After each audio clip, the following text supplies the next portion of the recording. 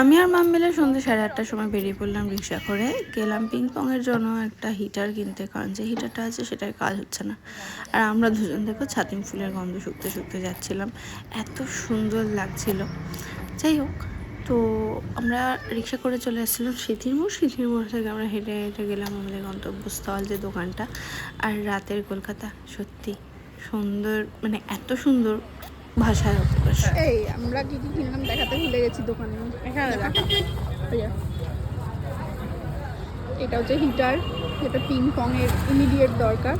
আর গুদগুদিটা দেখা, এটা কি আছে তাহলে এটা ইউজটা আমি জানি না, আমি যে এখনই আমার জন্য কিনতাম, খুব কিউট বুদ্ধি বেরোয় এটা দিয়ে।